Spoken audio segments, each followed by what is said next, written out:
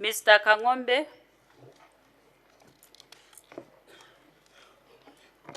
Madam Chairperson, I want to thank our Honour the Vice President for giving that policy statement on this very important head Civil Service Commission.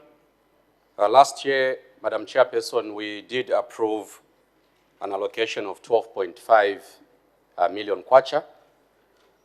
The Minister of Finance in this year's budget is proposing that we allocate 14.9 million kwacha towards the commission. I want to put it on record, Madam Chairperson, that the civil service, for many years, I think from the time we got independence to where we are today, normally people tend to remember the politicians. People tend to remember who was president of Zambia. People tend to remember who was vice president, who was a minister, who was an MP. It is rare that society remembers the people that are behind the success of governance. The reason why we can afford to sit here today, because there are workers who are working out there who require policy direction, who require to implement government programs.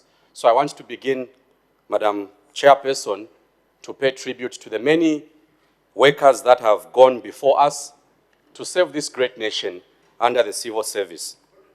This Civil Service Commission that we are discussing today, Madam Chairperson, has already indicated, has the mandate to appoint, confirm, promote, regrade, transfer, separate, discipline, and hear appeals.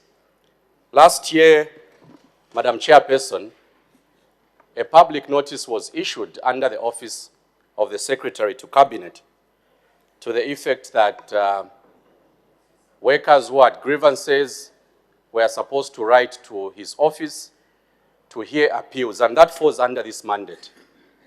I believe so many people decided to write to the Secretary to Cabinet, where they did indicate that I was unfairly discharged.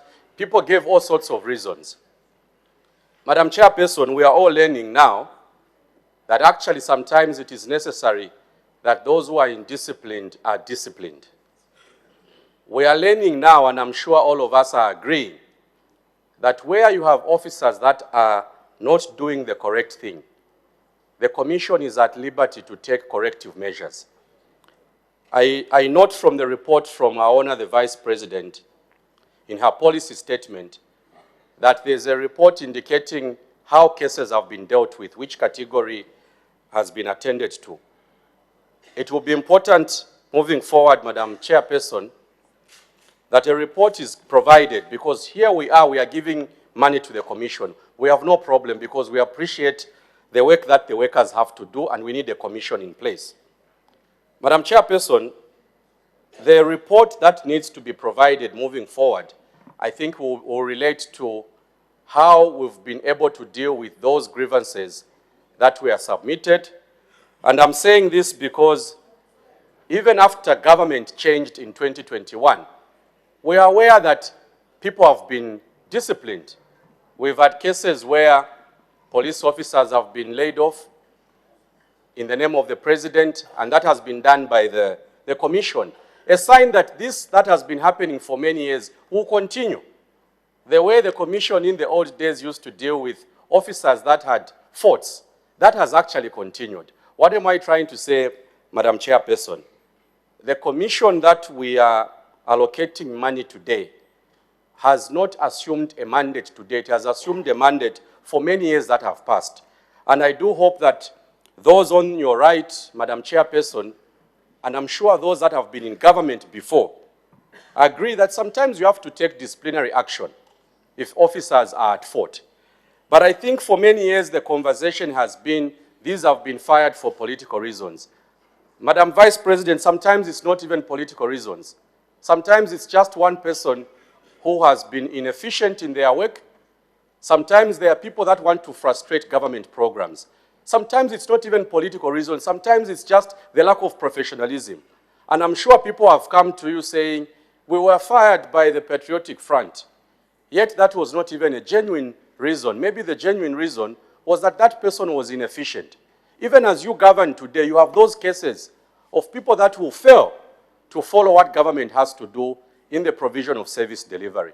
The point I'm making, Madam Chairperson, is that both from the left and where we sit, I believe everyone now appreciates that you need a commission that is firm, you need a commission that has to demand for productivity, and I'm happy that finally we have an emoluments commission that will reward people for the work that they do.